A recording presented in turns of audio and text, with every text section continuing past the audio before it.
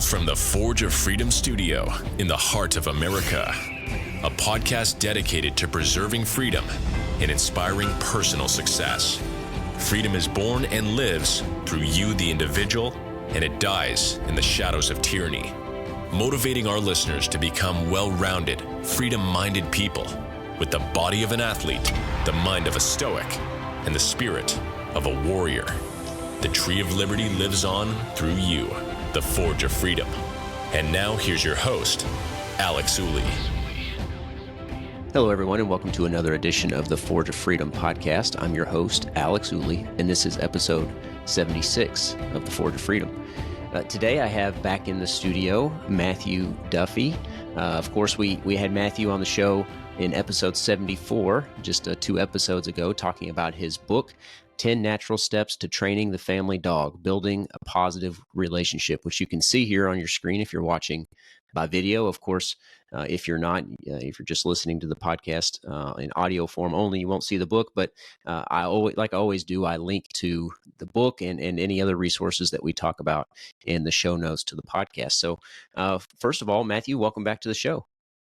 Thank you, Alex. Again, pleasure being here. I really enjoy talking to you. It comes very naturally, but the subject matter also is forever fascinates me, so I'm more than willing to regurgitate what I've learned over 44 years to anybody who's willing to listen. But I really enjoyed talking to you, like the format of your program, so very happy to be here. Yeah, I really enjoyed our chat last week, and looking forward to finishing up our chat about your book here this week with part 2. But if you would go ahead and, I know we talked about it a little bit last time, talk about what else you've got going on. I know you've got the training facility there at Duffy's, and you've also written 2 other books. If you want to go ahead and mention those again before we get back into the meat of the subject for today. Well, I appreciate you giving me the opportunity. Book 2 is called Dog Training and the 8 Phases of Aggressive Behavior. It's a follow-up to this 10 Natural Steps book. It is a how-to book. And the how-to is managing, and rather than using the word aggression, if you insert assertive behavior rather than aggressive behavior, now it can be much more universally applied. And that initially was the title plan, but because of editing and marketing, aggression was the word chosen. And what I've done is, in that 8 Faces book, broken down the aggressive behaviors that are typically seen with Canis familiaris around the families, around the park, or at the vet's office. I've broken into 8 categories of triggers, really. So the aggressive response is the aggressive response, but there are 8 distinct triggers that will bring out this aggressive response, and the triggers actually determine how you approach managing that aggressive response. It's the trigger, not the aggressive response itself, that identifies what the approach is, and that is very counterintuitive to folks that don't work on that every day of the week. So that the 8 Faces book is very much a succinct work. It's written so that you don't have to read anything extra, and you can get right into, oh, my dog is displaying possessive aggression, territorial aggression, defensive aggression. You can then identify, once you got the trigger, how we're going to approach the behavior shaping.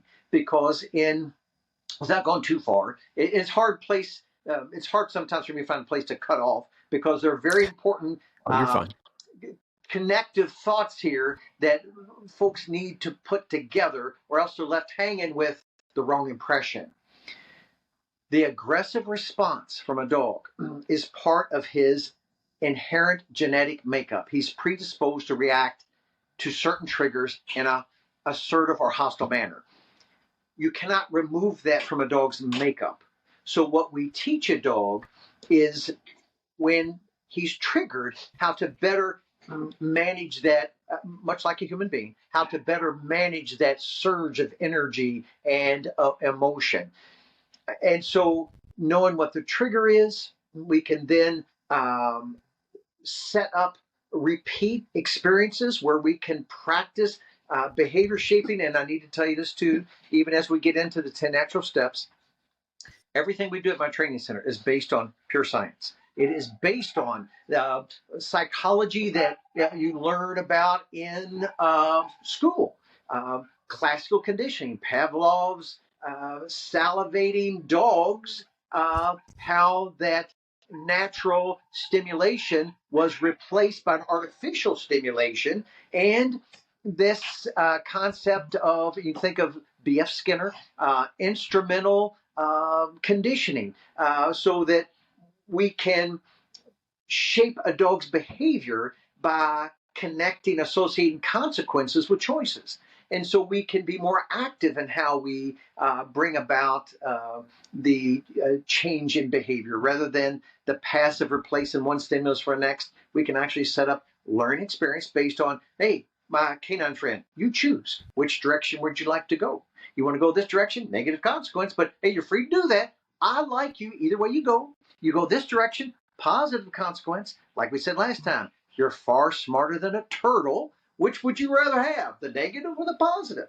And so we give the dog autonomy, actually, believe it or not, throughout the training process. And the dog, with this kind of learning environment, feels more confident from the beginning, doesn't feel oppressed with the training process. And again, critical even in aggression management, that the dog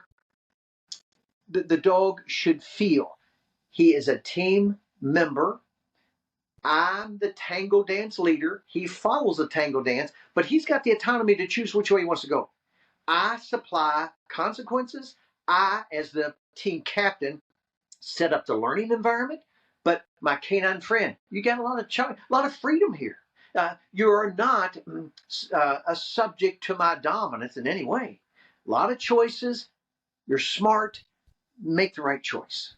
And so this aggression management is an extension of the basic principles of dog training that we bring up here in this book. So it's an extension of this book. Actually, in truth, they were both written as one book, and through editing, I was advised, let's cut this down so we have the foundation, and then we have the more advanced application.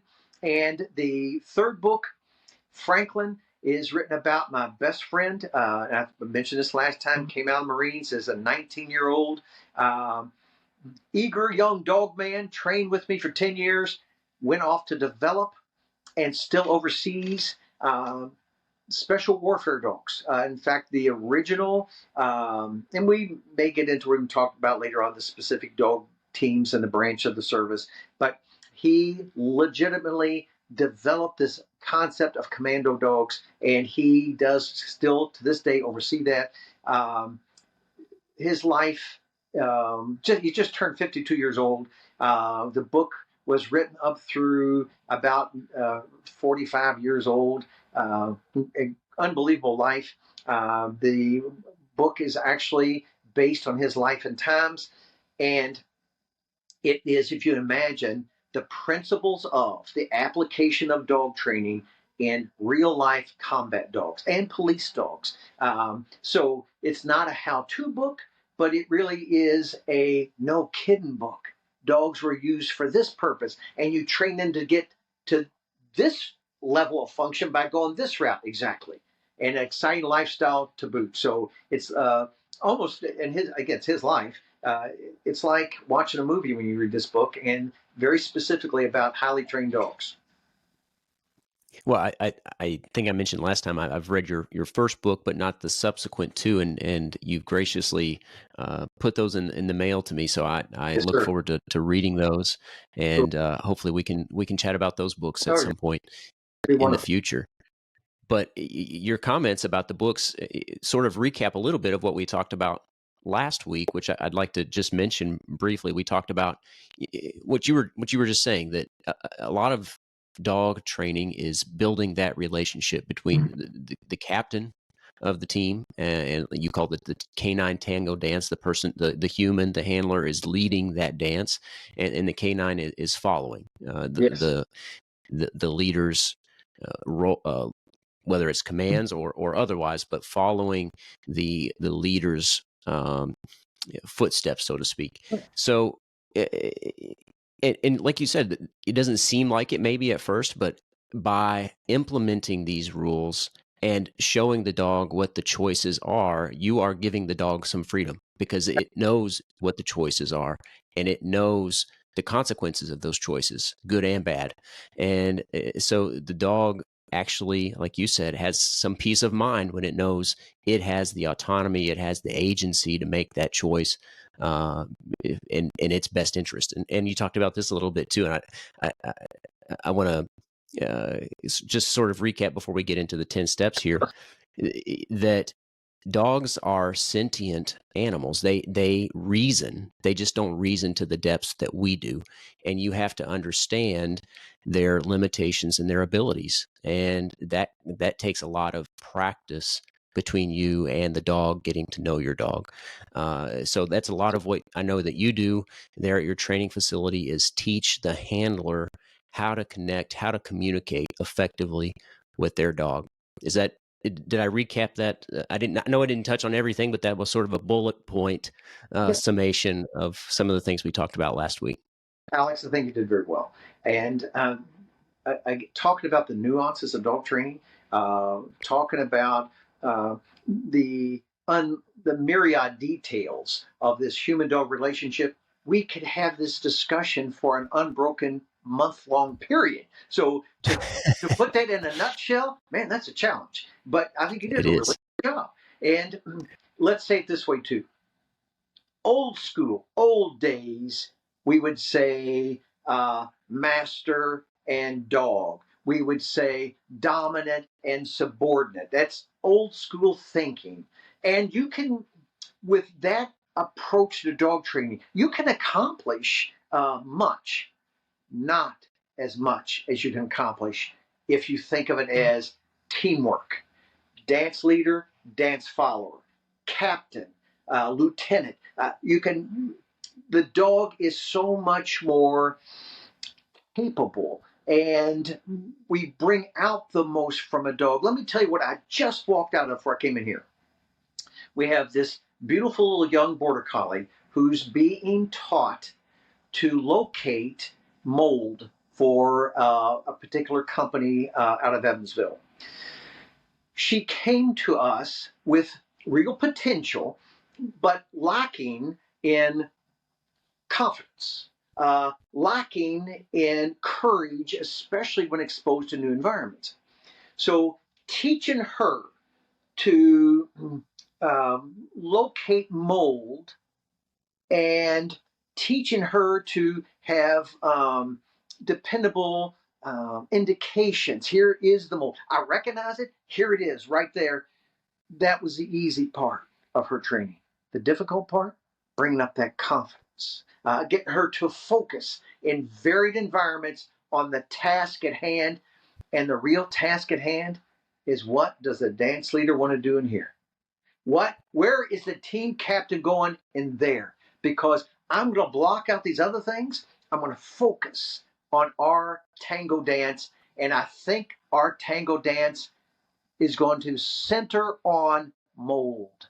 It's becoming her favorite smell because we have, through training technique, that's the idea, we have associated the bouquet of the most common molds. We have linked that with her most prized possession in the world, which is a chucket ball.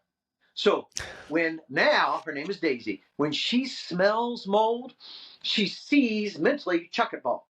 So when she looks for her chucket ball, she finds it when she smells mold. Ah, cool. And there's get her to ignore other odors, ignore other dogs and people and the disarray and environment and concentrate on the mold. Get her to focus on her task and ignore the other interferences. That is dog training, and that began here. She was not, it's called odor imprint. She was not introduced to the odor until these 10 steps were mastered, were smooth, because If I did not have a solid relationship built with Daisy around team captain, dance leader, I decide where we're going and you follow. If I didn't have that solidly outlined, I can't then be specific about ignore the dog food smell, focus on mold. She said, mold? I have no interest in mold. Now, dog food I can have interest in. I had to replace the meaning of mold for her. We had to, again, develop a new association. There's no way to do that if I don't have her full focus. If I don't have her in the yes sir mode, what do you want to do? No way I can do any kind of effective over imprint. So all of dog training begins with this foundational knowledge. I am not the only trainer, of course, that brings about a basic obedience relationship with the dog before we get to advanced training. But here's what I would tell you is probably a little different about us. And I will tell you too, the 10 natural steps to train the family dog is a two-part how-to book based on 5 canine self-control exercises, 5 formal command directives. The second half of the book, healing, sit, lie down, stay, come, that's what most people think of as basic obedience. Makes sense to me. However, with the most productive approach to training, I'll tell you that those 5 formal commands, actually step 2 in the process. Step 1 is first establishing canine self-control, handler focus, and distraction management. If I don't have those 3 responsibilities solidly installed in my dog's makeup and our relationship, I can't do the high-end training. So canine self-control really means energy and drive control. You say, so you quash the drive and energy. No, sir, the opposite. We, like I told you with Daisy, we had to build up her confidence, her drive. We needed to help her be the most enthusiastic self she could be. Wow, we taught her, don't use this energy to jump on Aunt Mary. Use this energy to find your orange round prey. Now, the manners consist of what most people recognize as good behavior in dogs. Composure, that really is hang out, don't bother anybody in any way. So you might say, Alex, I know you've been through the training, but this revisit is clarifying rather than redundant, I think. So you say, okay, composure, hang out, don't bother. I tell him to down and stay. No, sir. I want much more freedom for my dog than that. Dog, you can stand on your head. You can pace back and forth. I'm good with all that. Don't bother me now. I am talking to my friend Alex Ooley. We're filming this podcast. I want you hanging out, not bother me. He said, what do you mean? Sit, stay, heel, whatever you want to do. Stand on my head. I'm good with that. Just don't bother me. And here's something else I need. Proximity to team captain. He said, okay, I'm not going to bother you. I'm going to let you do your film with Alex. I'm going to be out in the waiting room. Wrong. I need you hanging with me. But the freedom to be actually up on the futon with me if you want, on the floor, chewing on your bone, staring here, out the window, whatever you like. Don't bother us. That's composure. Food control. And I want you to think of, let me back up a step, with the composure. Not only do I want you to be able to hang out and not bother, but there are many times I'm going to need to manipulate you and I need you to go with that. He said, what do you mean? Well, I'm going to need to clean your ears. I'm going to need to pick your teeth sometimes, brush you out, stick you with needles, clip your nails. He said, well, I don't like that very well. I don't like that very much. I bet. I can't imagine you liking me sticking with needles. However, I need you to go with it. I need you to be still while I tend to you to keep you healthy. He said, I don't understand why you need to hurt me in this way or make me feel uncomfortable. I understand that. I can't explain it to you. Here's what I tell you. I need you to go with this flow because this is part of our relationship. Composure. All right. Food control. Food control. Sorry to interject here. I just want to mention one thing. One observation I had when I went through the training, and I'm curious about your thoughts on this. And this applies to the manners in general, and I think extends even to the commands. Is that the handlers have a hard time not talking to their dog, not giving them a command of some sort during this manner phase. Okay. Critical. Yeah. Could you say a little bit about that? Yeah, I will. I think, again, please, you interject, redirect my focus anytime, every time you want. And this will help this podcast be more fluid, because once I get yammering, I'm telling you, it is a fault. I will yammer on and I will digress, and you got to keep reeling me back in. All right. So let me address that first. Then we'll pause, let you interject, and we'll try to go that way. Overly communicating.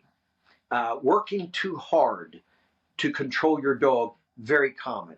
And that is backing off, relaxing, allowing your dog to make decisions. One of the most challenging aspects of handler instruction that we professionals here at Duffy's have to face, because most of us want to overuse equipment, hold them in place, beat them up with commands: sit, stay, down, leave it, drop it, look at me, don't do that.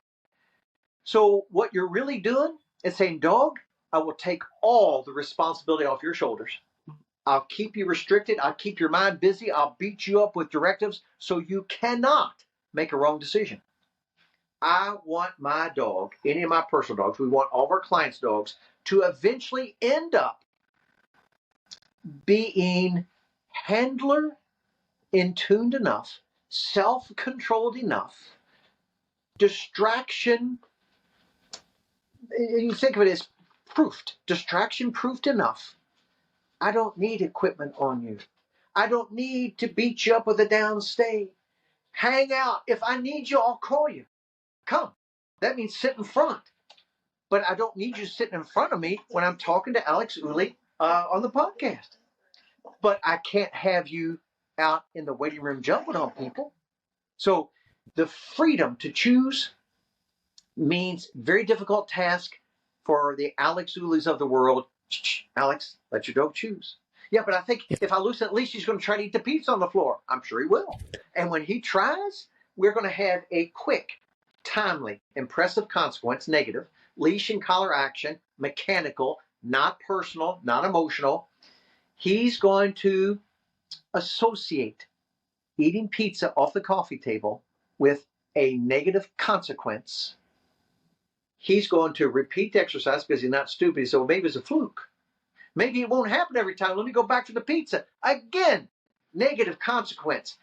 Negative, I should say this, just negative enough to be impressive, to redirect your dog's focus, to rethink the situation, says the dog. Third time, he says, I think I'll eat that.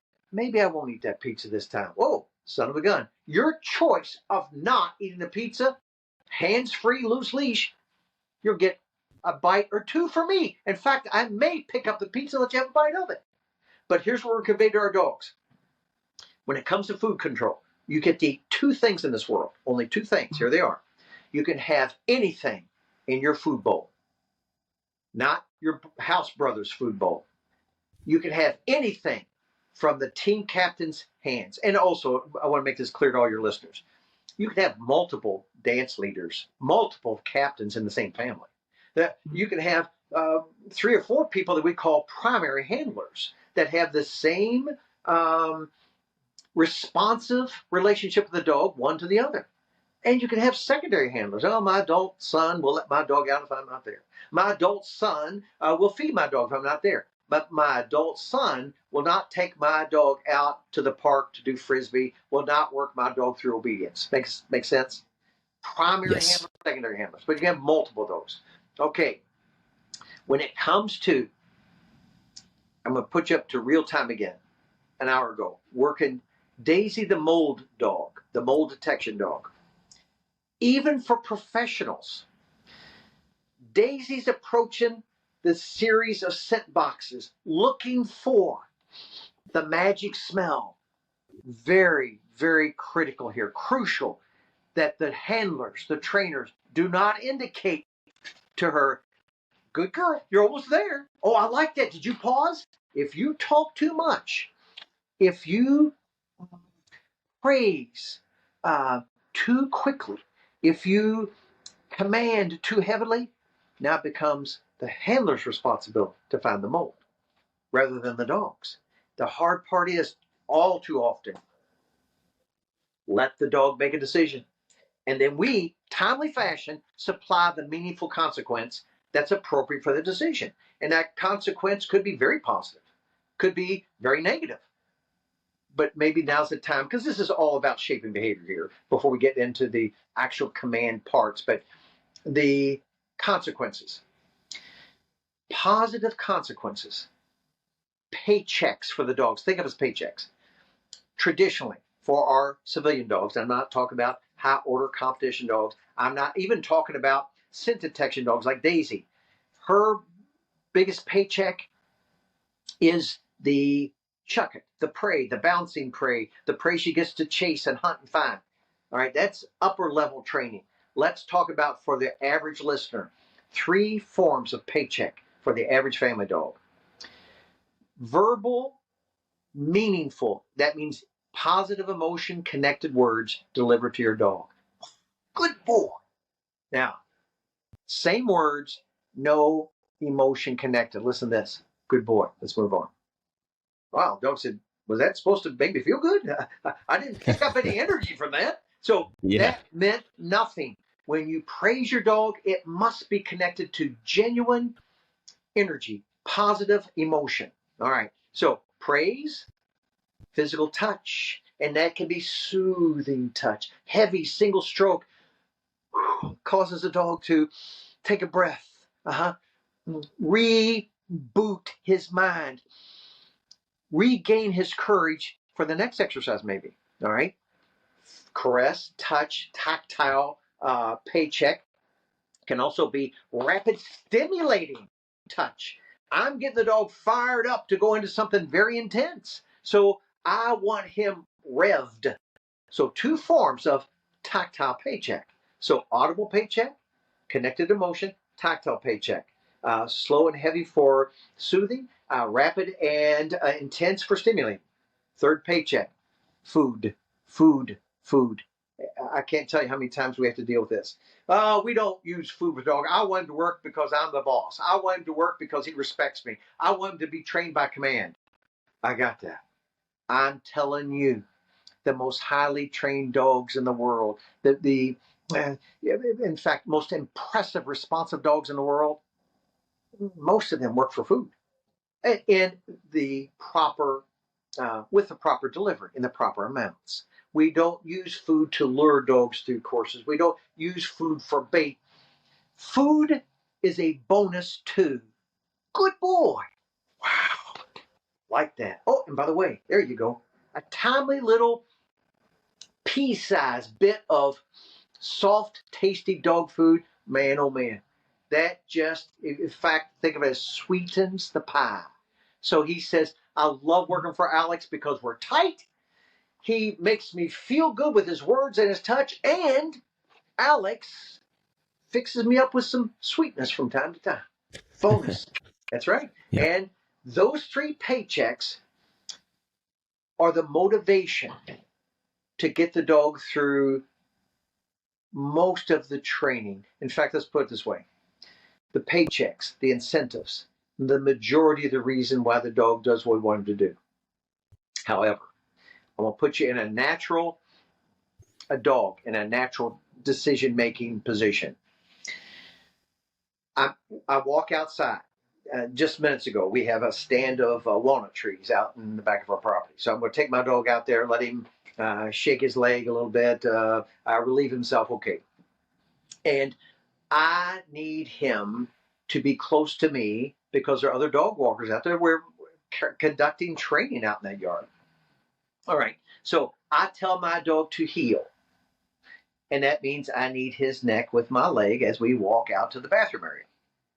Walking out through the walnut trees, there are always squirrels, always squirrels. And they'll cut and run, explode up the trees, chatter. if I say to my dog, healing, if you heal neck to leg, which is restrictive and boring compared to chasing a squirrel, if you heal, I will pay you. I'll tell you you're a good boy. Or you can blow me off and go chase an exciting squirrel and maybe be fast enough to grab him off of a tree. Oh my God. He said the thrill of that, the thrill of getting that squirrel, the thrill of chasing that squirrel, that blows as far as titillation, excitement, reward, that blows your praise out of the water, man. He said, I'd much rather chase the squirrel than get the pet. And I say, you're right. So this isn't enough incentive to keep you here. How about if I dump some emotion on you too? Good boy, hang with me, man. He said, I love that, team captain. Love your touch. That's still in the sweet enough pie for me because I'm telling you, I may be able to catch this squirrel. Oh my God. I'm going to pull out the stopper. This I've is got the a one. fresh piece of fried bacon. And I've got tactile stimulation. And I've got stimulator soothing words. I've got all three. He said, I understand. Still, let's put it in graph style. The thrill, the reward of chasing a squirrel. This is a reinforcer. It's going to reinforce behavior because it's going to promote more of it, whatever it is. That reward, oh man, that's high. That is a high stimulation level. Here's where my physical touch is for it. Add verbal praise. Add the bacon. Uh-oh, I still got a problem. Now remember, he's smarter than a turtle. What would he rather do? Well, it's clear, chase the squirrel. You're exactly right. What else can I do to make healing with me more rewarding? Okay, how about if I add some cheese to the bacon? I will kiss him on the forehead. I will bring out his favorite toy. Look, yep, that definitely sweetened the pie. There's still a gap here. There's still missing stimulation to make the choice obvious. Healing is the best choice for me right now, when clearly he says, I'm smarter than a turtle. Nope, it's chasing the squirrel. So you say, how do we ever get a dog without restraint to hang at heel, walking past a squirrel if you have a predatory driven dog? Because some dogs don't give two snots about squirrels. My dogs tend to be highly predatory. They're working dogs. How do I get my dogs to heel past a squirrel when all I have to offer them falls short of what the squirrel has to offer? Here's how. Until this level gets here, he's never going to choose heel over squirrel. You say, but Matt, you pulled out the stoppers. You can't get it any higher than that. You're right. There's only one way to get him to ever choose healing over squirrel. Oh, there we go. You said, what'd you do? I lowered the value of chasing squirrels because I couldn't put his paychecks at any higher level. I couldn't make them any more valuable. So I lowered the value of chasing squirrels. That's where negative consequence comes in. That's where appropriate, I need to speak about this very briefly and I'll pause and let you interject a comment, question. Negative consequences. And there's no such thing in the dog world, the dog training kingdom, of always, every time, never. It's a bad trap for a professional dog trainer to get into. So in the vast majority of cases, incentives alone, not going to get the job done.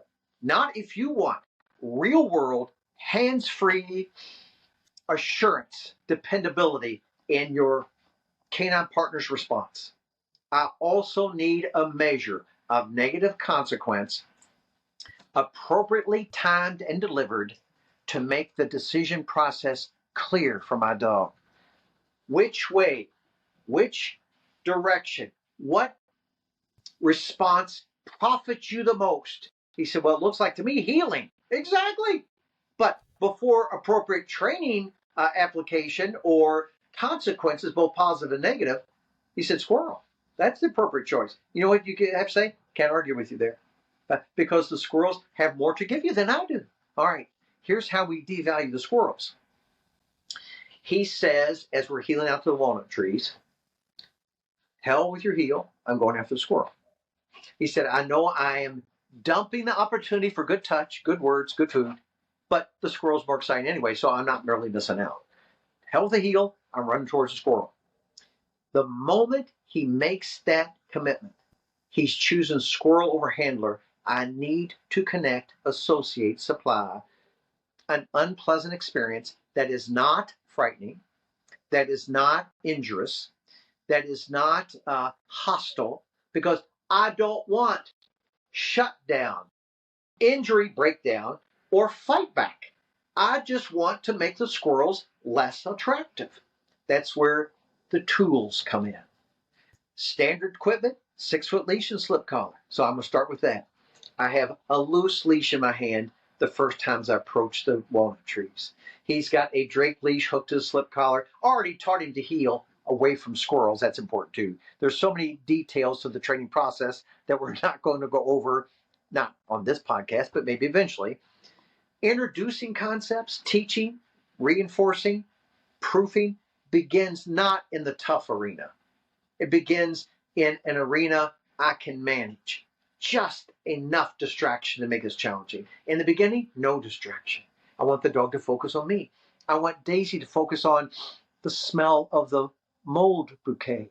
I don't want dog food distractions and people in the way right now. Later on, I have to proof this. So, assuming my dog knows how to heel, loose leash, walk out through the walnut trees. He said, keep your praise. I'm blowing off heel. I'm running towards the squirrel. The moment he commits, I supply a quick, rapid snap of my leash and collar.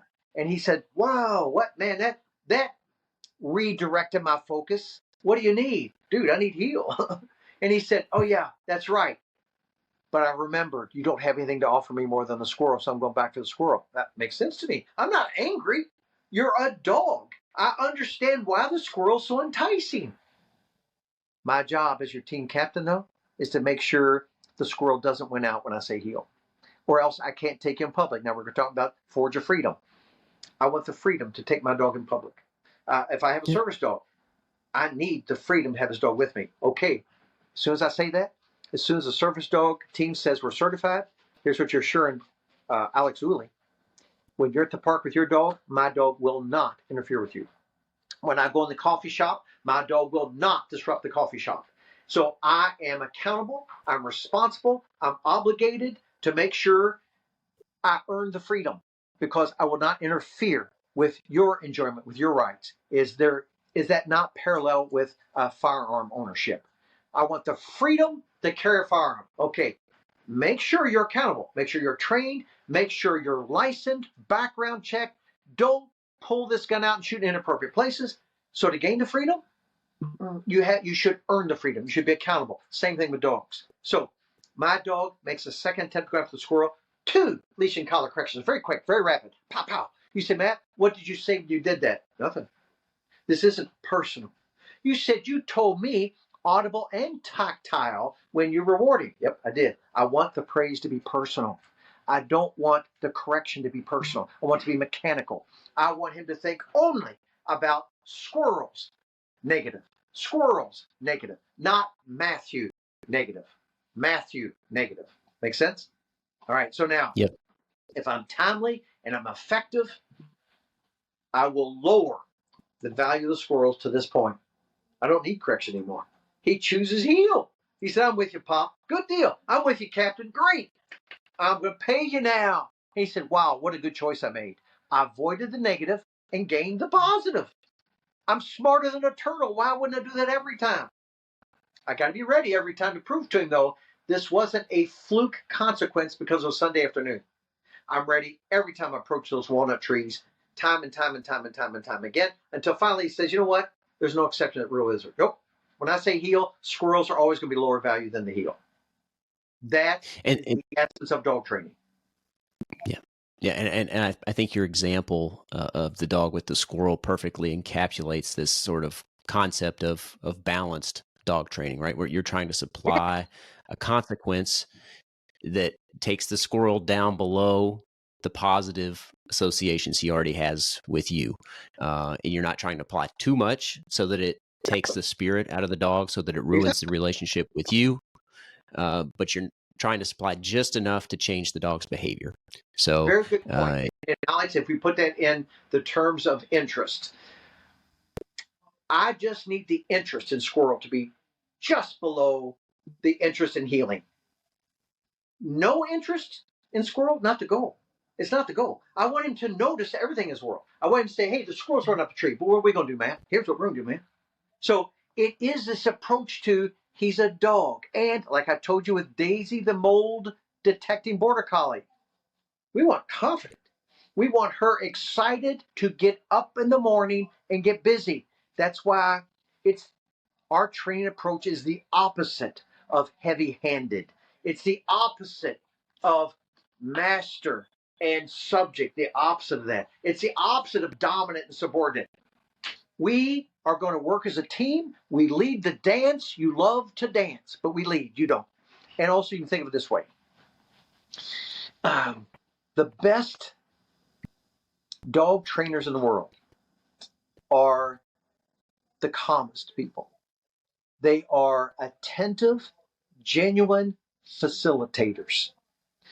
The best dog trainers are not the reactive, boisterous, heavy-handed type. Now, that type can still get response from the dog, not like a calm, reassuring facilitator can. So, building confidence, building drive. Wow, you build handler deference. Very important concept. Defer to me before you launch. Building drive, building confidence while you're building self-control of the dog. Building drive, building confidence while we build this conditioning around distractions. That's what we're doing. And the more you expect from your dog, the more important this is. So you say, well, I just want my dog to be a couch potato, and when he's in the living room, come when I call him. Okay, you don't have much to worry about there. That's going to be pretty easy. He said, no, I want my dog, Daisy, the border collie, to find mold in commercial buildings she's never been in before, in tight, creepy places. Wow. She's going to have all this in balance. You know what else she's going to have? She's going to have a burning desire. And I'm going to say the word burning again. Burning desire to please her captain. You say, why would she do that? Because the captain's established a relationship based on smart choices centered around me. I'll tell you another little secret.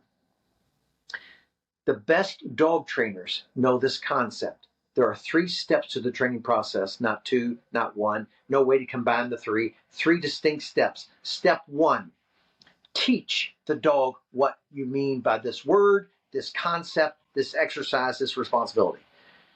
During the teaching process, the dog can't be wrong. There are no corrections here. He doesn't know right from wrong. I'm showing him how to sit, how to walk on leash, how to stay. I'm doing it with him. I'm showing him how to crawl, how to lie down. We do it with our dogs. So modeling for my dog, very important. Any case we can, we'll model. Doesn't always work because we can't do some things that we need the dog to do, but modeling is important. Teaching the dog is doing it with the dog minus negative consequences. Still reward, but no negative consequences. Second step, dog training, reinforcing the exercises taught. So now we say, dog, we've done it with you. We've done it together. You've been successful for 10, 30, 50, 100 times. Now I know you know what I want. So it's on you now. When I say sit, and he said, I don't think I'm going to. Okay, negative consequence. Dude, what was that about? Hey, remember I said sit? Oh, yeah. You sit? Good boy. That's my kid. So careful to teach without negative consequence means we're going to keep the dog in a very calm, positive, receptive frame of mind. Anthropomorphizing, humanizing the dog, is a very effective training tool as long as you don't let it get carried away. And this is a very important concept. Dogs, being the sentient beings that they are, don't process information well when they're panicked, when they're angry, when they're worried. We want a calm mind in our human student and our canine student in order for the information to seat well. That's why responding to a dog's choice in an emotional, scary fashion, angry fashion, violent fashion, especially when you're the team captain, scares a dog, upsets a dog, angers a dog, worries a dog in a state of mind, he's not processing well anyway. So what you just did was shoot yourself in the foot. You wanted to really learn this, so you got upset. Oh, well, now he's not going to learn well. Now, you're definitely got to revisit. Calm, as tough as that is critical to this training process. So now again, teach.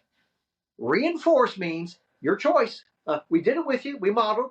You got clear understanding. Now you choose. Do you want the positive or the negative outcome? You choose. Reinforcement. Third and final step is proofing for reality. And that means distraction conditioning, distraction management. No place in this world, my dog's name is Occam, no place in this world, Occam, we're going to go that doesn't have distractions. Humankind, food kind, animal kind, dog kind, which is competition.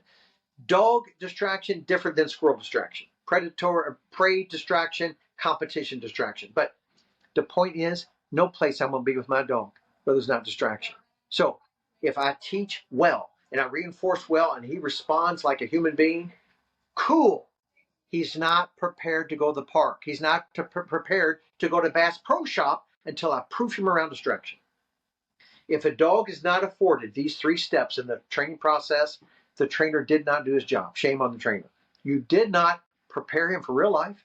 You have now set this dog up for failure, and it's not his fault. And it's unfair to the dog. And if you don't mind, I'm going to step aside and make one comment about our process here. Absolutely. Okay. I'm not of the mind to say all dogs are born into this world innocent, cooperative, tractable creatures like people. Not the depth of emotional complexity, not the depth of reasoning, but there's still emotion, there's still reasoning.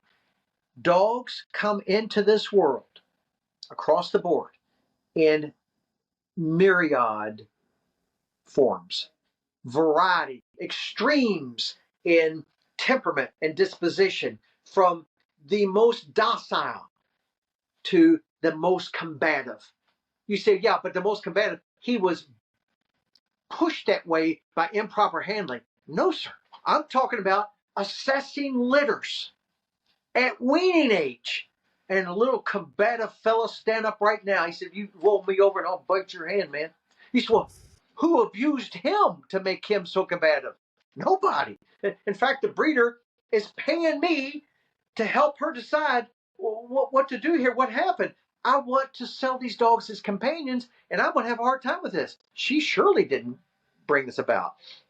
So my point to that is, when we're dealing with dogs, the approach here is that all dogs are not the melt in your hand types, and therefore when you start on your training journey, you have to assess the dog for what he is and set realistic bars of expectation so that you know how to do the teaching, reinforcing, proofing in the proper manner to reach the goal that maybe is not as high as the goal you had for your last dog, because that's not fair to this dog. He can't get there. And it's not fair to a dog who comes into this world insecure to think, I'm going to push you through as fast as I pushed through my secure dog last time around. Wrong. Preparing these dogs for real world application means taking into consideration what kind of personality I have. What are my dog's strengths and weaknesses, so I know how to factor this into the process of training so I have a realistic end goal that we can both be happy with. Yeah, I think that's incredibly important. I think I'm interested to get your take on this. Obviously, we're not here to talk primarily about dog selection, but I think a lot of times people, just by example, they'll see the heroic German Shepherd or the heroic Belgian Malinois in a movie and Yeah, immediately think, oh, we need to go get one of those dogs for our family. And they're extremely high drive yeah, dogs, or can be anyway.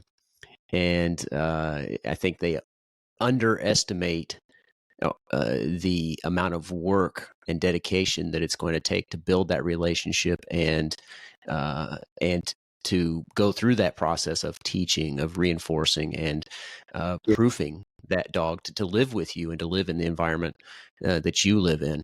yeah. Would you mind to say a little bit about that? I love to. I think you touched on a very important topic. And again, all these things you bring up are part and parcel of our dog training world because, excuse me, successful dog training is really about instructing the owner, the handler. In fact, we put it to you this way: instruction for the handler is so important. If you left your dog with me for a year and I trained this son of a gun and he works like a machine and I can demonstrate him doing any number of complicated exercises, but you, Alex Ooley, take no instruction, you're not going to get much out of him at home. You said, well, I saw what he could do. Man, he works like a machine. For me, I'm a professional tango dance leader. That's what I do for a living. I'm going to get the best out of your dog. If you don't learn how to dance smoothly, he's not going to be able to dance with you. And it's not really his fault so much. You don't lead the dance very well. Here's how important the handler instruction is. If I never see your next dog, you said, Matt, I'm going to come with you with my next dog, but I'm not going to bring the dog to you. I'm coming by myself, no dog. Teach me how to train this dog at home that you'll never see. I can do that. We have plenty of dogs here. I'm going to coach you through the process, let you work on the generic approach. We're going to talk about your dog's personality so that you can be specific when you get home. You can be very successful, Alex. So when we talk about dog training, it's all about understanding how to communicate effectively with dogs, how to communicate effectively, how to set these goals, how to teach, reinforce, and proof properly for the personality, canine personality that you selected. Now, let's talk about the the subject of, wow, you can think of it often too as the Lassie syndrome. Really dates me, but watching Lassie on film, you think, oh man, that's what we need. Whoa, wait a minute, let me tell you about Lassie. There were 6 Lassies to make a Lassie film. There was the really good barking Lassie. There was a really good jumping Lassie. There was a really good obedience Lassie. Because what you saw as a conglomerate, what you saw as the total Lassie on the film was a perfect animal. There is no such thing. There is no perfect animal. So I have a very good friend for many, many years, for decades, has wanted a German Shepherd just like mine. And think of my dog as a Czech Shepherd, a 70-pound ball of intensity, imported from Europe, all about working. A happy dog, confident dog, devoted family dog, but he likes to fight bad people. He likes to track or find lost people. He likes to find explosives. He likes to work obedience and jump. He just wants to move. He wants to do. Alex, even at 10 years old, he likes to do. Now, this good friend, this is really true story, don't need names, has hounded me to get him a dog like mine. Look what I've said for 25 years. No, not for me. You're not getting a dog like mine for me. Because you only appreciate, my friend, you see the finished product. You see the maintained dancing relationship. You're an executive. You don't even like dog hair in your pants. You're not going to have the same results. You're going to have a nightmare. You're going to buy a dog that demands to be worked every day. You're not going to put in the time, and he's going to take over. Because you know what all dogs say? All dogs want, all dogs need? They need leadership. Whether it's them or somebody in the pack or the family, somebody must be in control. Somebody must be leading, or there's anarchy. There's insecurity. There's panic. There's dysfunction. Dogs need leadership to be calm and truthfully, fully expressive. To be their best, there's got to be leadership. So if Alex Ooley doesn't step up to be the dance leader, especially a working shepherd, Malinois, a Dutch shepherd, any number of the working dogs, the giant schnauzer, they're going to step up. So, okay, anybody here want that leadership job? Okay, I guess not. I'll take it. I'll take it because we got to have a leader. This friend of mine, he's a good dude, intelligent, and he's a good team member. He's not going to invest the time to be the canine tango dance leader. He's not. He's not going to invest the time to be the team captain for this working dog who demands it. And this working dog says, if I'm the captain, I choose what kind of job I want. He says, you know what I think I want to do? I want to run the neighbor off his property because he's too close to our property line. And he comes out with that irritating little dog. He said, I'm going to take care of both of them. And my friend would say, no, I don't want you to do that. It's not about you. I'm the captain. Here's what I decided. And I got a job to do. He said, I'm itching, burning to do something. And this friend would say, why can't he just chill out? Because if you bought a working dog, you paid for excessive energy, excessive drive, excessive courage. You paid for excessive physicalness. Think of that. You paid for physicality. You paid for a tough dog. He said, I'm not bothered by anything, man. And he said, I wake up every morning vibrant with energy. I want to do something. How about this? You say, okay, this border collie, for instance, that we're working with, she comes from real working stock. Her downtime when she's chilled out is vibration. Whoa, she chilled out. She's vibrating. You say, why? Because she comes from a long line of herding dogs. You know what that means? I'll run all the way out in that pasture. And I'll herd up, I'll circle up those animals, I'll get them in, I'll get the strays, I'll make sure they get in. Then I'll go back out and get the other group, bring them in. Then I'll take them back out. I'll work all day long. And if you don't work me, I will go insane. I will lose my mind because through selective breeding, we have chosen the most driven. We have chosen for a particular purpose the most energized, the toughest version so that we can be assured this job is going to get done. And I've taken a male that shows those characteristics and I've bred with a female that has those characteristics. And now their combination, I pick the most driven puppy and I breed him with the most driven puppy from another litter.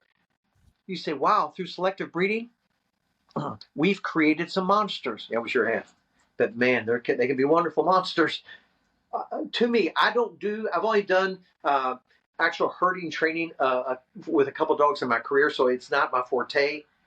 I'm fascinated by it. I love it. You watch dogs that are bred to herd and train appropriately. Oh my gosh, there's nothing more awesome in the dog training world to me than watching that happen. And then you say, I agree with you. And I think we mentioned this last time.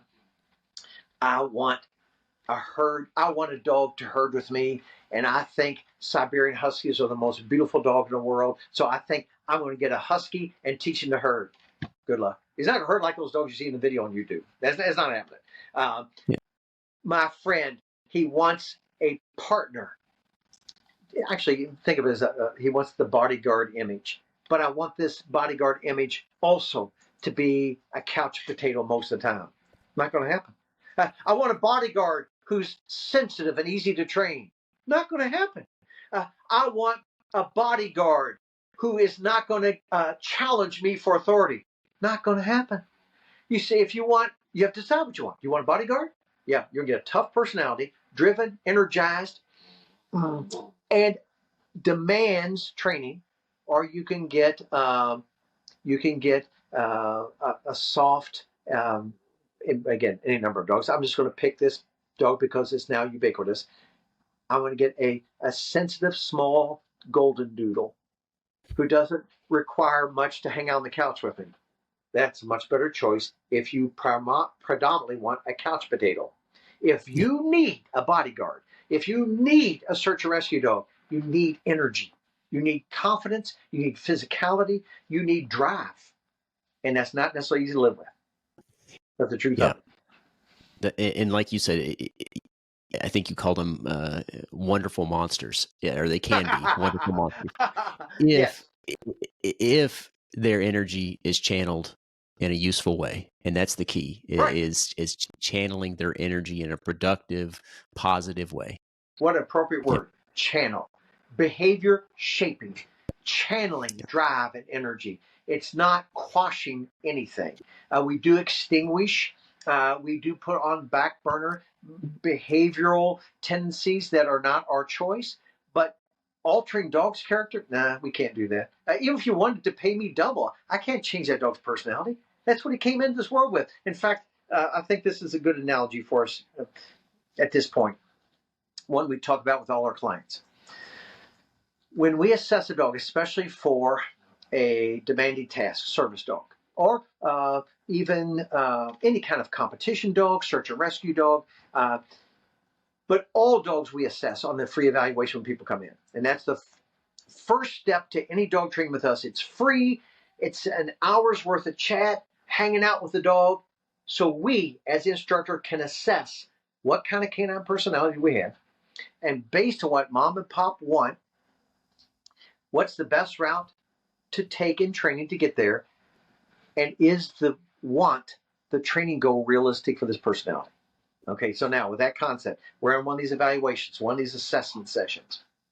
Here's what I tell folks. What I'm essentially doing, in a very simple analogy, is opening the canine toolbox and look at the tools God put in there. What tools, again, temperament, disposition, character, what tools did God put in this particular canine toolbox? Oh, I see. I've got a hammer, and I've got a level, and I've got a square. Okay, I see the tools. And my friend who wants a dog like mine says, you know what? That aggressive hammer is it's too big for me. I want you to take an aggressive hammer out and put a small hammer in there. I can't take God's tools out of that box. God put them in there. He said, okay, I got you. You can't take tools out. I want you, Matt, to put a really heavy planer on top of that hammer so he can't pull that hammer out of the box. I can't put tools in God's box. I can't take tools out. I can't put tools in. All I can tell you is here the tools are in there. Based on these tools, hammer, square, plane, we can build something with wood. You said, man, I really want to work on this diesel truck out here. Sorry. This canine toolbox isn't wired, isn't set up to work on trucks. It's set up to work on wood. You said, but I'll pay you double if we get this toolbox to work on the truck. Sorry, it can't. Not going to happen. That's our job, to help people understand this is what came in your canine toolbox. No matter what you wish for, now, no matter what you want to get out of it, here are the tools. And they vary. Every toolbox varies at least a little bit. One toolbox to the next. Is that not unlike or any different than human beings? Many similarities, a lot of us. Many differences, a lot of us. But even those of us that are most closely fashioned, still unique, still different. I open Alex's toolbox. It's different than Pop's. Yep. Different than Matthew Duffy's. Yep. And it's important to look at dogs that way too. And that's what the whole sentient being assessment's all about. This is not a robot where we take out this circuit board and put in this circuit board. Dogs are living beings. We have to assess the tools, the creator, the divine ground, God, nature, whatever your beliefs are, put in the box. We cannot change what's in the box. Yeah, I think that's a great point, and I think that goes to part of our conversation from the last episode where we were talking about understanding the dog's limitations and abilities. That's Yes. part of it. Understanding what tools, what abilities, what limitations that dog has, In and order to be accepting the dog for. successful, yes, sir, in order to be successful and in order to be fair to the dog and to the handler. Because if you don't assess that correctly, you're going to be frustrated. If you don't assess the toolbox correctly, you're going to be frustrated, and the dog is going to be frustrated, and the end product is going to be substandard, period. And these tools are what we use in fashioning, shaping the dog's behaviors, his tools. Now, if you like, interject any questions you have or any comments, but I can walk you through these 10 steps, and based on everything we've talked about now, what we're looking to gain from this dog. Yeah, I think it's a perfect time to do that. We've talked about obviously building the relationship. We've talked Yep. about the equipment and building, knowing the dog and leading the dog, learning the tango dance. So I think now it's in shaping new behavior. Yes. So I think it's a good time. Well, I'd like to mention uh, before we get into the 10 steps that we talked about this. I think it was before the show last time that this book, and it's not a small book by any stretch, but this book, it's really just the bullet points of dog training, right? There's so much nuance to all of this. And in this podcast, we're not even getting to everything that's in the book.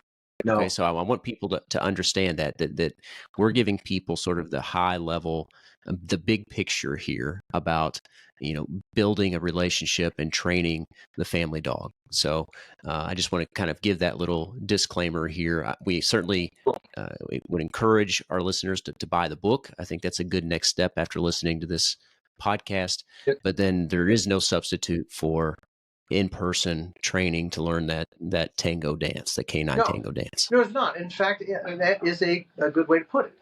You can learn how to tango dance from a book. You can learn how to tango dance from a video on YouTube.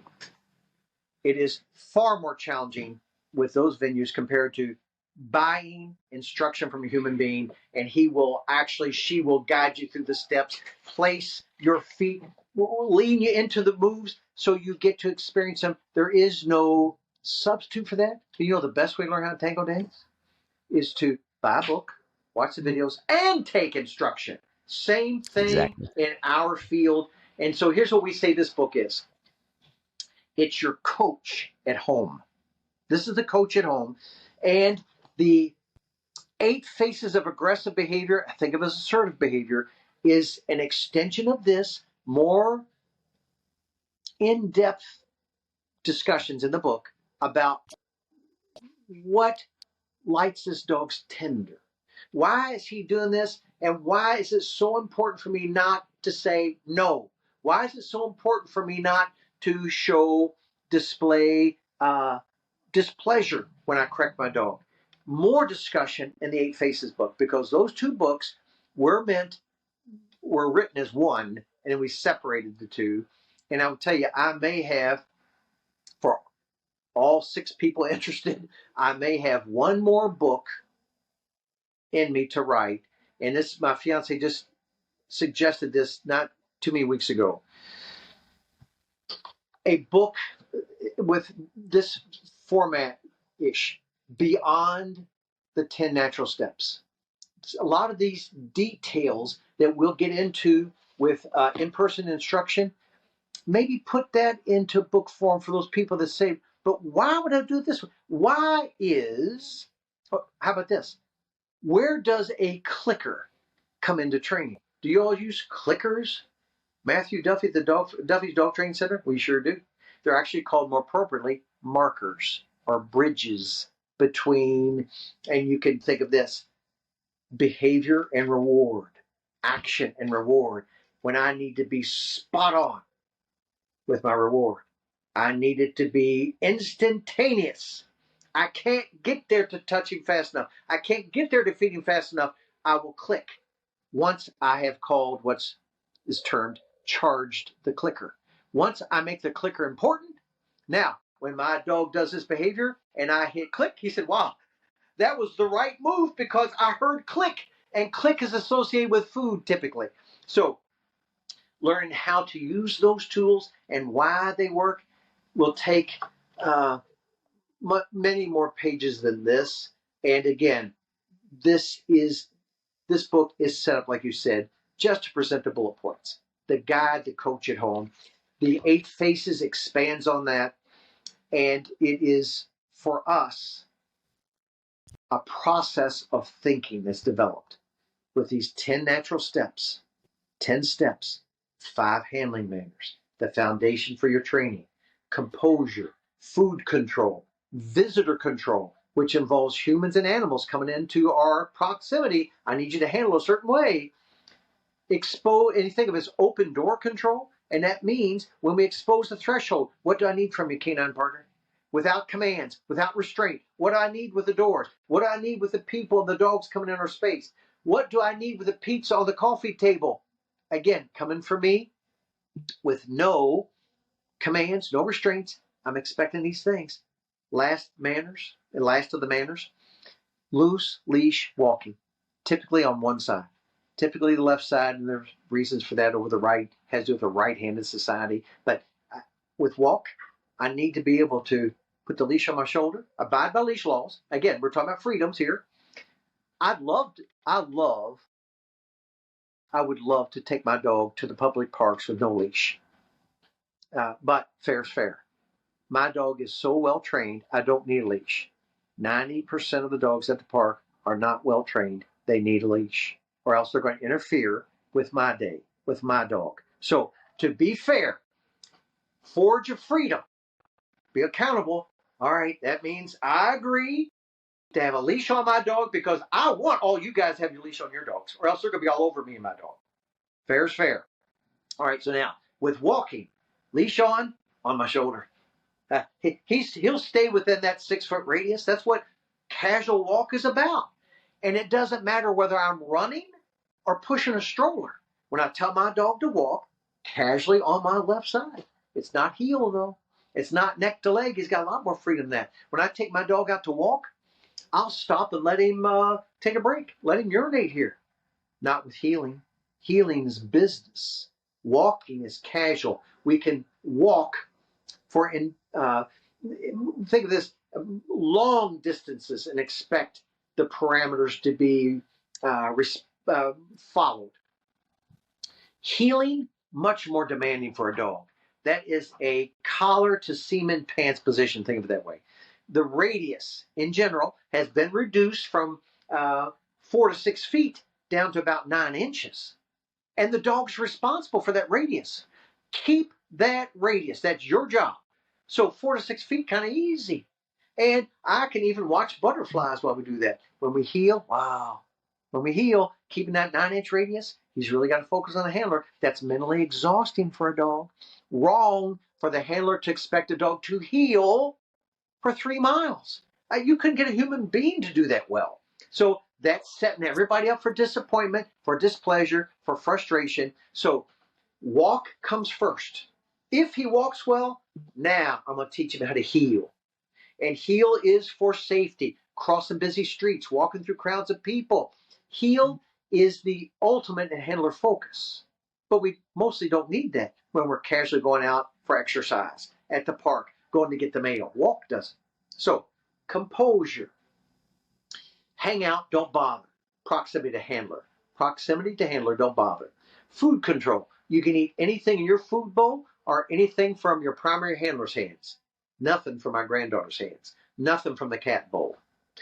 And I don't need leave it, drop it, or stays to keep you out of it. Remember this autonomy idea? Freedom. Move around. Hang out. You choose what you'd like to do within the parameters I just set up for you. Visitor control means when a human or animal walks within our proximity, do not intercept that guest. Do not take charge of that guest. If I want a visit, that's a big word here. If I want the visit, I'll invite the visitor to come to you. But in a lot of cases, I'm out in public, most cases, nah, I don't need every strange human being pet my dog. So they come up and say, oh, what a beautiful little shepherd. Can I pet him? Nah, not really. He's working right now. I'll make up something. He's busy right now. Thank you, though. Have a good day. Because when I go walking, I want my dog focused on the task more so than here comes people. I can't wait for the visit. I hope they want to touch me. I hope they want to visit with me. But occasionally I do let him visit. And again, it's the exposure to people that's actually the socializing aspect. The exposure to the dogs is the socializing. The physical contact isn't needed for appropriate socializing. So, composure, food control, visitor control, open door control. When I open the front door of the house, backyard gate, or car door, without commands, without restraints, assume, my dog I'm talking to, assume Occam, you can't cross that exposed threshold. Even as I'm rolling the garbage can out through the gate, as I'm stepping out to the porch to pay the pizza man. He said, when do I get to cross? When I say outside, inside, walk, or heel. So the manners are set up for this purpose. You are responsible to manage your drive and energy. You are responsible for checking with me before you launch into action. You are responsible for handling the distractions that come into our world. I don't need commands for this. Commands are for another purpose. I don't need restraint for this. I'm not a hitching post. Don't use me for one. I don't want to have to drag you around like a burro. That's not my goal here. Once I accomplish dependable, not perfect. Perfect is never in our plans. Dependable. Think of it as comfortable. Responsibilities in the manners realm. Comfortable, dependable, self-control responsibilities. Once I get that established, now we move to the second half of the book. These are specific directives we need our dog to respond to. Healing, I described. I need to cross a busy street, and walking, way too casual for this. I need your neck with my leg because we're going to run across the street. I need your neck with my leg. And when I get to the other sidewalk to stop, before I cross the next street, I want you sitting at heel. I need focus. I need maximum handler attentiveness, maximum self-control. That's what the formal commands are about. Healing, neck to leg. Sit is obvious, but what I don't want to do is confuse him with sit down. Now I want you to sit down right there. Well, you're giving him so many words. Why not just sit? Make it clear. Sit on your hocks, on your haunches. Here's the important concept. When I say sit, I don't need stay with that to keep you there. Sit means sit until I say done, walk, heel, come, down. So until I change things, hold, sit until I say sit. Stay has a whole nother meaning to it, which we'll get right to. Down, that is hocks and elbows on the floor. It doesn't mean get down off of. You could use for that, but then you need a different word for the prone position. But when I say to my dog down, elbows and hocks on the floor. And you know what else I'm going to tell my dog? I'm not going to tell you 3 or 4 or 5 times to get you to the position. Remember the training process? Taught you. We did it together for 100 times, 100 repetitions. Now it's your choice. Do you want to or not to get your consequences? And I'm going to proof you around distractions gradually. So down means where I told you to down. That's an important concept too. So remember when I say sit, sit until I say we're done. I don't need to stay with that. Down, where I tell you, he says, okay, I'm going to go down, but I think I'm going to the other side of the couch where little Billy's coming in the room. You missed the point. I want you to down here for a reason. And you hold that until I say we're done with that. Stay command. Here's what stay means specifically. Don't move. The handler is leaving. He said, what about if I'm in a sit? That means don't go down or don't stand up. Stay means lock up. Don't move. I'm leaving. If I don't intend to go anywhere, I don't need to stay. Sit keeps you sitting. Down keeps you down. Stand keeps you standing. Stay means specifically, I'm leaving. Don't move. Now, that takes us up to the final 10th step in the 10 natural steps. The biggie. One of the biggies. Come when we call. When I say to my dog, he's actually trained in German. It doesn't really change anything. But when I say to my dog, come, I mean sit in front. Really, anytime a handler calls a dog, we teach that is sit in front of the handler that called you. So Alex says, is it Millie? Millie, yes. Okay. You call your dog, Millie, come. And Millie says, I heard you. I'm going to go right to Alex's wife and sit. Millie, you missed the mark. You missed the point. Alex called. I need you to sit in front of Alex. Yeah, but they both handle, they both expect that. But Alex called. Sit in front of the handler of the call. That's what it means. It doesn't mean come, tag, and run off somewhere else. It doesn't mean come and get behind me. It means sit in front, very specifically. A couple reasons for that. We want the concept to be very clear in the dog's mind. And that's where I have the most control, the best control. When I need to change out collars, take something from the dog, give the dog something, I want to sit in front.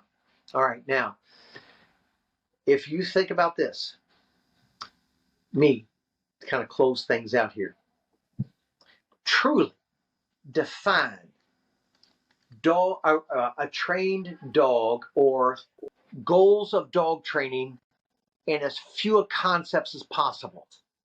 Here they are. In essence, I need a dog to, and I'll break this into simple language. I need a dog to follow me. And again, that could be casual with me, could be heel, could be walk. I need a dog to follow me when I direct him to. I need a dog to go no further, lock up. You say, well, I tell my dog to sit, or I tell my dog to stay or wait. Okay, I need a dog to follow when I say so. I need a dog not to move when I say so. And I need a dog to return to me when I say so. Whether I say from a distance heel, or I tell him to come, or I say with me. Those are the three concepts of a trained dog. Follow me, don't move, come and find me. So we break that into 10 steps so that it's manageable to understand for dogs and new handlers, and it's manageable to teach for dogs and new handlers. Now, I'll tell you something else, Alex. This concept of breaking manners into distinct exercises and establish that as a foundation for all dog training, even our service dogs, our mold detection dogs, our search and rescue dogs, they start with manners before we go to formal commands, before we go to higher skills. The manners, my brainchild or concept many years ago, before I put it in book form, to break into realistic understanding when people say, that's a well-behaved dog. Boy, that dog listens well.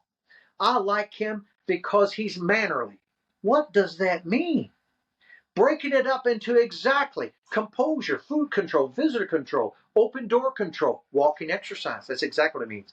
I put that in form and put in writing, and still we're one of the few training centers that understand that concept, that canine manners is the foundation for any other dog training. The skills, heel, sit, down, stay, come, and higher skills, opening doors, bracing for somebody to support themselves on. Those are tiers of responses and understanding. And in the case of our basic obedience dogs, manners is the bomb. It's the foundation. If you have a dog well managed with energy and drive, attentive to handler, and very adept at managing distraction, you've got a canine partner you can take anywhere. And the formal commands, just gravy on top. Yeah. No, I think that's a great point. This was a breakthrough sort of point for me in my evolution as a dog owner and a dog handler, because I think I talked about in the last podcast my struggle sorting through the options. There's an abundance of options with respect to dog training, and sorting through the good and the bad. And I think I mentioned that this balanced approach just struck me as sort of obvious because it's the way that we as humans learn. And I think it was when I tried it, when I experimented with my dog, it was the most effective with my dog. But your book and your training was the first time I'd really heard this distinction between manners and commands. Because so often you go to an obedience class at a pet store or anywhere. You jump right into formal commands. Right into it. Exactly. You skip the most important parts, the building the relationship, the canine tango dance, the manners. If you get those things, then you go to the commands. Everything else falls into place. And I tell you, the older I get, the more I scream inside, how unfair for the handler and the dog to be thrown into heel, sit down, stay. Poor animal. He doesn't even have the concept of handler deference yet. Poor animal. He can't even manage his energy, and you expect him to heel? You know, also think, poor handlers. Wow. How negative this is going to be for you. How negative dog training is going to end up being. And it could have been so natural, so positive. And again, the biggest shock to me we have not seen more people mimic this approach to capture the vocabulary we set up here and reproduce it in their own words. And you think, well, it's intellectual property. Well, honestly, all I did was break down, define, and put in order is what I did. This is the cognitive order of progression here. This is what works for dogs and humans. But I still think it's a surprise to me that this isn't a more natural understanding for more dog people. Yeah. Wow, teaching him to heel before he walks on loose leash, that's not really smart. No, it's not. Yeah, and I can't speak for other people, but for me, it was incredibly enlightening, and it just seemed, I felt almost embarrassed. How did I not realize this sooner? I'd gone to all these supposed professional trainers and, read all this stuff online, and this was never mentioned, but it seems so obvious. And you just break down the fundamentals. And I'll put it this way, an analogy. I played sports, played one of the sports that I played was basketball. It's almost like giving a kid a basketball and say, go, first thing I need you to do is go out and try to make 3-pointers. And that's how you set up the child for failure. And yeah. And he says, how frustrating. I'm terrible at basketball because I can't make 3-pointers. You say, dude, you don't have the fundamentals yet. No wonder you're disappointed. Let me build you up your drive and your confidence and your skills so that you're going to feel like when you're done with us, wow, I'm a master basketball player. Good deal. Yeah, exactly. Well, Matthew, I've really enjoyed our conversation. Again, mentioned the book, of course, 10 Natural Steps for Training the Family Dog, Building a Positive Relationship. And of course, you mentioned the other 2 books that you've got, which I look forward to reading and reviewing. I hope folks will check out your website, check out your books, and obviously, if they can attend your training in person, I'd highly recommend that as well. Is there anything you'd like to say in closing before we cut this podcast to a close?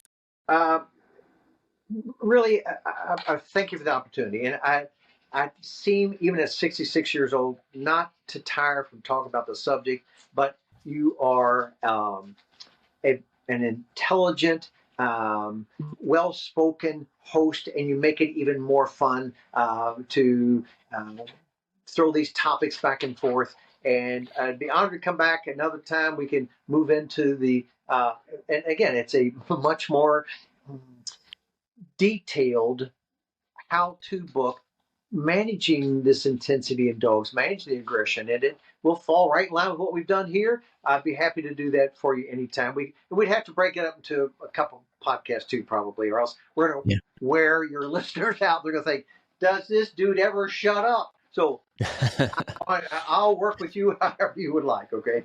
Well, I'm happy to have you take up most of the podcast. You're the guest. This podcast, it's about you. I'm just here to sort of push the conversation along. So that's how I see my role here. I appreciate that. One thing I'd like to mention before we close up, and you may have a few additional comments based on this. I love this last portion of your book. It's just the last few paragraphs. If I can read it, is it okay with you if I read the last couple of paragraphs? Oh, absolutely, Al. It says, owning a dog is one of the richest experiences in many people's lives. Owning a dog can lower cholesterol, lower blood pressure, and contribute to faster healing from surgeries and traumatic injuries. Owning a dog to walk with keeps people walking longer. Owning a dog can mean not coming home to an empty house. Owning a dog can mean having something to live for. I wish each reader the joy of owning a dog. Though owning a dog is expensive and dogs need care and need for care are constant, dogs still give back more than they take in their companionship and total loyalty to you. There are very few companions in the world you can say that about. And I just thought that was so true. And it kind of brings us back full circle to sort of the Forge of Freedom, right? We talked about last time that Yes. Why freedom? Well, it's because freedom is the condition, the environment where humans can flourish and where dogs can flourish when they're in a balanced relationship where the leader knows how to lead the tango dance. And I think that having a dog that you know how to dance with is one of the most rewarding experiences you can have in life. Aside from maybe marriage or children or having a good familiar Mm. relationship with your loved ones. But at least for me, and I'm not speaking for others here, the healthy, positive relationship with a dog is incredibly rewarding. And I think that if people follow your guidance that you give in this book, people can have that positive experience as well. And so I hope that our listeners heed your advice, that they read your book and take it to heart, because I think that they will be eminently rewarded for their effort. So, Well, uh, I mean, yeah. All right, Matthew. Well, I think that's where we'll leave it for now, and I'm almost certain that we'll have you back on the show in the love to do it. future to talk about your other books and maybe get into some more specifics as well. Yeah. Maybe some frequently asked And, questions.